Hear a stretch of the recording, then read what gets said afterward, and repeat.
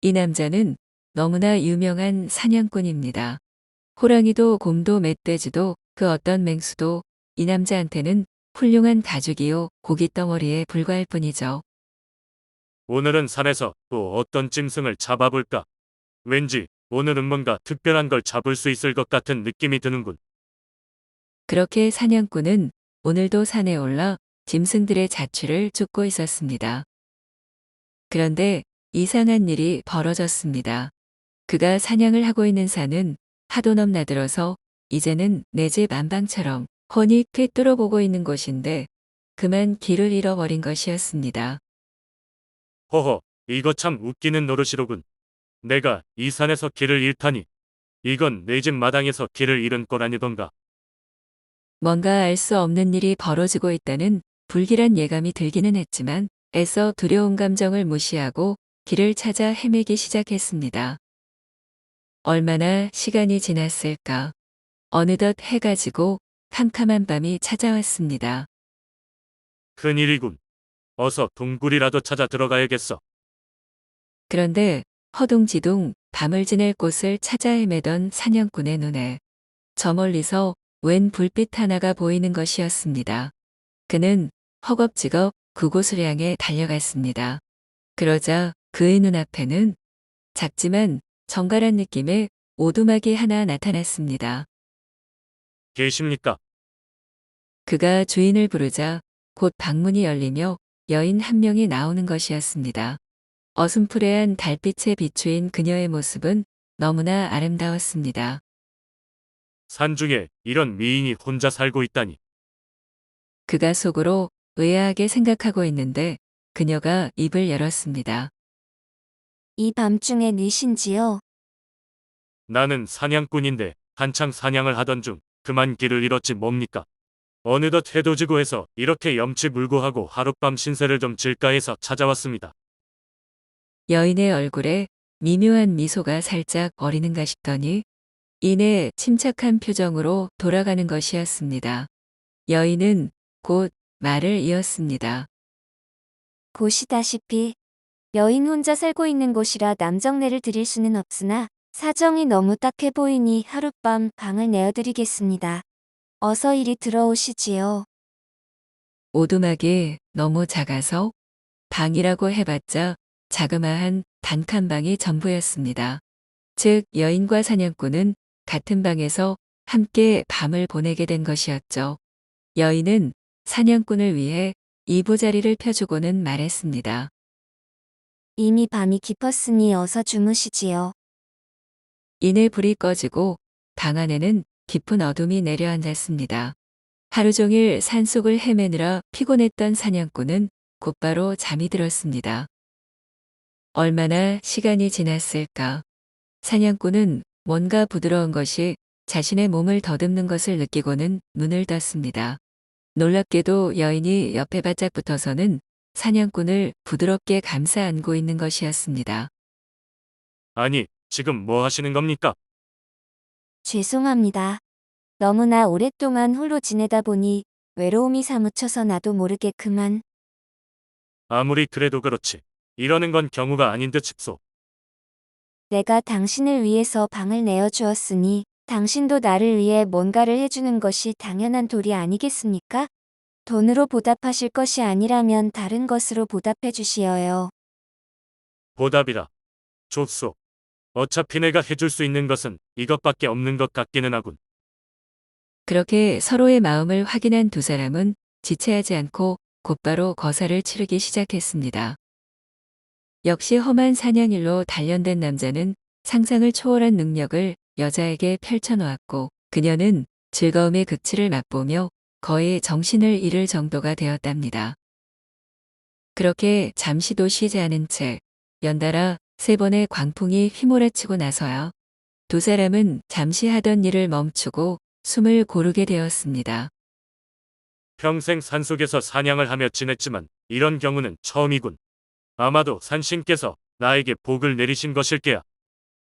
남자는 흐뭇한 마음으로 운우지정의 여운을 즐기며 편안하게 누워 있었습니다.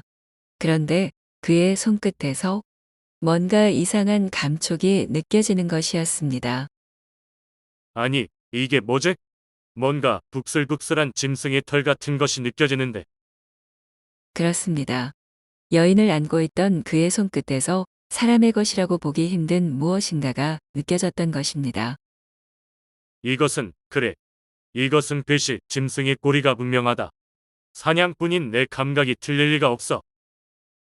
순간 정신이 번쩍 돌아온 남자는 벌떡 일어나서 머리맡에 있는 칼을 빼어들고 여인의 목을 겨누며 소리쳤습니다. 너는 글씨 인간이 아닌 유괴가 분명하렸다. 분명 놀랄만한 상황임에도 불구하고 여인은 침착한 태도로 호롱불에 불을 밝혔습니다.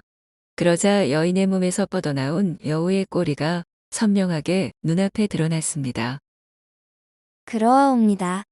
저는 인간이 아닌 여우이지요. 한낱 미물 주제에 인간을 희롱하다니. 희롱은 당신이 먼저 하였지요. 당신의 칼에 맞고 당신이 소화된 화살에 맞아 수많은 생명이 죽어나갔지 않습니까?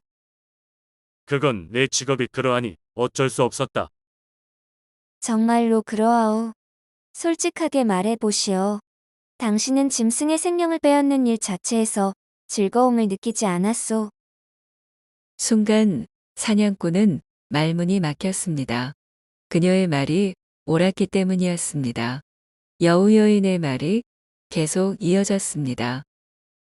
당신이 빼앗아간 무고한 생명들이 원령이 되어 나에게 복수해달라고 부탁하더이다. 그리하여 당신이 길을 잃도록 홀린 다음 아름다운 여인으로 둔갑하여 이렇게 함정을 팠던 것이오. 복수를 위해서 말이지. 안 됐군. 네 복수는 실패다. 네 목숨 역시 내가 거두어 주지. 내 말을 좀 들어보시오. 만약 내가 당신을 정말로 해하려 했다면 당신이 나와 함께 온우지정을 나누며 즐거움에 빠져 있을 때를 노렸을 것이오. 그래. 네가 처음 나에게 팔을 둘렀던 것도 다 속셈이 있어서였군. 그렇소. 그것이 바로 내 계책이었소. 하지만 어서 말해 보아라. 방금 전에 당신이 느끼게 해준 그 즐거움과 끝없이 펼쳐지던 연락이라니. 그것은 내가 일찍이 경험하지 못했던 것이었사옵니다. 나 역시 오늘 밤의 운우지정은 지금껏 내가 경험했던 것들 중 최고였다. 두 사람 사이에 잠시 침묵이 흘렀습니다.